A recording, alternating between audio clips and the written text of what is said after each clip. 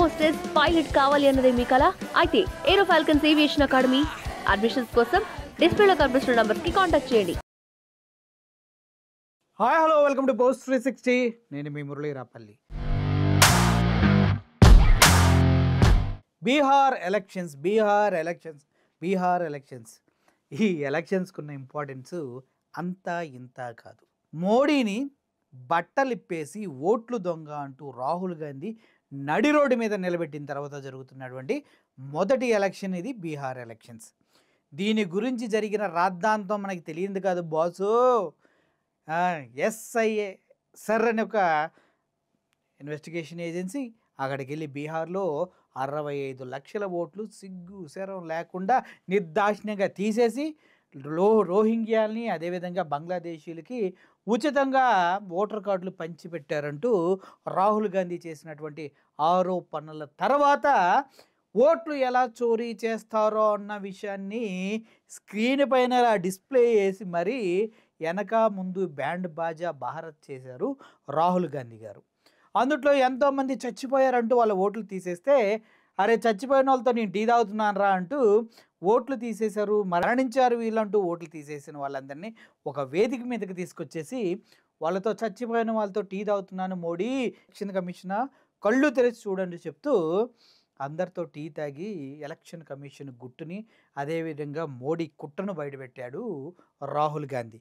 ఇది సరిపోదంటూ 65 లక్షల ఓట్లు తీసేస్తే అందుట్లో ఎవరైతే లాలూ ప్రసాద్ యాదవ్ కొడుకు ఉన్నాడో అతని ఓటు కూడా తీసేసినటువంటి ఘనత ఎలక్షన్ కమిషన్ గారిది అంటూ తెలుస్తుంది. అయితే అనేక రకములైనటువంటి సమీకరణల తర్వాత బీజేపీ ఉన్న పలంగా ఎక్కడైతే బీహారీలు ఉన్నారో ఆ బీహార్లో ఉన్నటువంటి 7,50,00,000 ఓటర్లకి మహిళలందరికీ అకౌంట్లో ఒక్కొక్కరికి 10,000 వేసేసి దగ్గర 7,500 కోట్లు వాళ్ళ అకౌంట్లో జమ చేశారు. ఎవరి కోసం జమ చేశారు, ఎందుకోసం జమ చేశారు అంటే ఎలక్షన్ కమిషన్ బీజేపీ కలిసి ఆడుతున్న నాటకాన్ని రాహుల్ గాంధీ నిలవన తొక్కి పట్టి నారదీసి నడి రోడ్డు మీద వేసి కొట్టిన తర్వాత ఏం చేయాలో అర్థం కానటువంటి బీజేపీకి పాలు పోక 10,000 అకౌంట్లో వేశారు. ఆ 10,000 వాల్యూ ఎంత తెలుసా?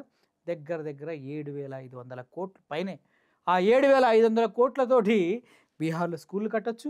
ఇప్పుడు ఆంధ్రప్రదేశ్లో 7,500 కోట్లతో 17 మెడికల్ కాలేజీలు ఎలా నిర్మించబోతున్నారో అలా నిర్మించవచ్చు. ఎన్నో అభివృద్ధి పనులు చేయొచ్చు, కానీ అవేం చేయరు. కానీ ప్రజల అకౌంట్లో డబ్బులు వేస్తే డైరెక్ట్గా వాళ్ళు బెనిఫిట్ పొంది ఓట్లు వేస్తారని ఒక కుట్రతోనే వాళ్ళ అకౌంట్స్లో ఒక్కొక్కరికి 10,000 వేశారు. రాహుల్ గాంధీ దగ్గర బీహార్లో చాలా ప్రాంతం 1,100 కిలోమీటర్లు 1,500 కిలోమీటర్లు నడిచి వెళ్ళి యాత్ర చేసి బీజేపీ భాగవతాన్ని రాజ్యాంగం సాక్షిగా రాచి రంపాన్ని పెట్టిన తర్వాత జరుగుతున్నటువంటి మొదటి ఎలక్షన్స్. అయితే దీని వెనక బీహార్ ఎలక్షన్ 2025 టోటల్గా బీహార్లో ఉన్నటువంటి అసెంబ్లీ స్థానాలు 243 అయితే డేట్ ఆఫ్ పోల్ ఈ నెక్స్ట్ మంత్ 6న ఫస్ట్ ఫేజ్లో ఎలక్షన్ చేస్తారంట. అది ఫస్ట్ ఫేజ్ ఎలక్షన్స్ 121 సీట్లకే ఫస్ట్ ఫేజ్ ఎలక్షన్స్ చేస్తూ ఉంటారు. ఇక్కడ ఈ 2 విన్న తర్వాత మీకు ఒక భయంకరమైనటువంటి భారీ సత్యాన్ని చెప్తాను, కళ్ళు డింగని తెలుసుకుంటే మీకు. బీహార్లో కేవలం 7,70,00,000 మంది 80,00,000 మంది ఉన్న దగ్గర 2 ఫేజ్లో ఎలక్షన్స్. ఒకటేమో నవంబర్ 6 121 స్థానాలకు గాను, అదే ఇంకా ఫేజ్ 2 నవంబర్ 11 122 సీట్స్కి గాను. అయ్యా మోడీ గారు ఇంత బీహార్ని కేవలం 243 స్థానాలున్న బీహార్లోనే ఫేజ్ 1 ఫేజ్ 2 అంటూ 2 సార్లు ఎందుకు ఎలక్షన్లు పెడుతున్నారు సార్? అంటే ఒకేసారి 1 నేషన్ 1 ఎలక్షన్ అని దేశం మొత్తం ఒక్కసారి గింబిలి అని వాగే సో కాల్డ్ బీజేపీ వాదులు election commission after all 243 assembly స్థానాలు ఉన్నటువంటి బీహార్లో 2 ఫేజెస్లో ఎలక్షన్స్ ఎందుకు చెప్పండి సార్? దేశం మొత్తం మీరు ఒక్కసారి 1 నేషన్ 1 ఎలక్షన్ జెంబ్లియన్ చేస్తా అన్నారు. మరి ఇక్కడ ఎందుకు 2 ఫేజులు అంటే ఇక్కడ అసలు కుట్ర దాగుంది. ఎందుకంటే 65 లక్షల ఓట్లు తీసేశారు. రోహింగ్యాల్ని అదేవిధంగా బంగ్లాదేశీలకి ఓటర్ల కార్డులు ఇచ్చి ఓట్లకు రెడీ చేశారు. దొంగ ఓట్లు వాళ్ళే ఫిల్ చేసుకుంటున్నాయి, పేరు లేని ఫోటో లేని అన్నీ బయటకు వచ్చేసినాయి. ఇప్పుడు ఫేజ్ 1 ఇక్కడ ఫేజ్ 1 6వ తారీఖు జరగగానే లెక్కేసుకుంటారు అనమాట. ఎవడికి ఎన్ని ఓట్లు పడ్డాయి ఏంటిది అని ఒక రకమైనటువంటి క్యాలిక్యులేషన్కి వస్తారు. ఆ తర్వాత దాన్ని బట్టి ఈవీఎంల ట్యాంపరింగ్ చేయాలా, లేదంటే అక్కడ ఎవరైతే ఎలక్టోరల్ ఆఫీసర్స్ ఉన్నారో వాళ్ళని తీసేయాలా, లేదంటే ఎలా రిగ్గింగ్ చేయాలి, ఎలా మేనేజ్ చేయాలనేది ఇప్పుడు ఫేజ్ 2లో నిర్ణయించుకుంటారు అనమాట. సో ఈ విధంగా చూసుకుంటూ పోతే దేశం మొత్తం ఒక్క ఎలక్షన్ పెట్టి 1 నేషన్ 1 ఎలక్షన్ జంబ్లీ అని చెప్పే సో కాళ్ళ తుత్తర రాజకీయ నాయకులారా మీకు సిగ్గు లేదా అని సవినయంగా అడుగుతూ ఉన్నా. కౌంటింగ్ డేట్ ఎప్పుడు 14th. ఈ రెండు ఫేజుల్లో పెట్టి 14th కౌంటింగ్ చేస్తారంట. అరే గిల్లిమంత స్టేట్ ఎంత ఉంది, ఈ స్టేట్లోనే 2 సార్లు ఎలక్షన్ పెట్టి చేతకాని ప్రభుత్వాన్ని మీరే నిర్ణయించుకోండి. ఈ జ్ఞానేశ్వర్ కుమార్ ఒక రత్న ఉంటారు, వాళ్ళ కొడుకు, వాళ్ళ కోడలు, వాళ్ళ అల్లుడు, వాళ్ళ కూతురు, వీళ్ళందరూ గవర్నమెంట్ సెక్టార్లో ఒకే దగ్గర జాబుల్లో ఉంటారు. అదేంటో హై పొజిషన్లో. మనోడు మాత్రం మన తల్లిలు చెల్లెళ్ళు వీడియోలు ఎవరిని బయటకు ఇస్తారా అని అద్భుతంగా అడుగుతారు.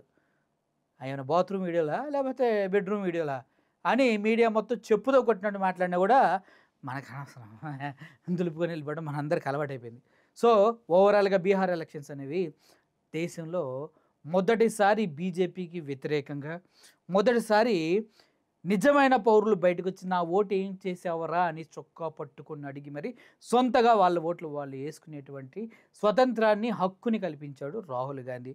నిజంగా ఎవడ ఓట్లు వాడు వేసుకుంటే ఎన్డీఏకి చుక్కలే అని చెప్తూ ఉన్నారు. ఒకవేళ బీహార్లో గనక ఇండియా కూటమి వచ్చిందంటే ప్రభుత్వం కూలిపోవడం ఖాయం.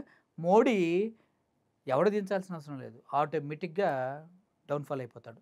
ఎందుకంటే ఇప్పుడు ఆంధ్రప్రదేశ్లో ఉన్నటువంటి చంద్రబాబు నాయుడు గారి సపోర్ట్ తోటి, ఎంపీల సపోర్ట్ తోటి, అదేవిధంగా బీహార్ ప్రస్తుత ముఖ్యమంత్రి నితీష్ కుమార్ గారు ఉన్నటువంటి సపోర్ట్తోనే ఈ ప్రభుత్వం, ఎన్డీఏ కూటమి ప్రభుత్వం అనేది నడుస్తుంది. ప్రధానమంత్రిగా మోడీ ఉన్నారు. ఒకవేళ ఇక్కడ సమీకరణంలో మారి ఇండియా కూటమి కనుక బయటకు వస్తే మోడీ అరే హో అని ఒక మ్యూజిక్ వస్తుంది కదా, ఆ మ్యూజిక్ వేసుకొని ఇంకా తీర్థయాత్రలకు వెళ్ళిపోవటమే. అర్థమవుతుంది కదా. Thank you for watching this video. అందుకోసమే 2 ఫేజుల్లో ఎలక్షన్ పెట్టి బీహార్ ఎలక్షన్స్ని గేమ్ చేంజర్గా చేయాలని చూస్తూ ఉన్నారు. కానీ ప్రజలు స్ట్రాంగ్గా ఉండి వాళ్ళ నాయకుడు గట్టిగా ఉన్నంతకాలం ఈసారి ఈ ఆటలు సాగవేమో చూద్దాం. ఒకవేళ సాగితే కూడా మరో నేపాల్ ఇండియా అవ్వబోతుందంటే ఎటువంటి సందేహం లేదు. Thank you for watching this video.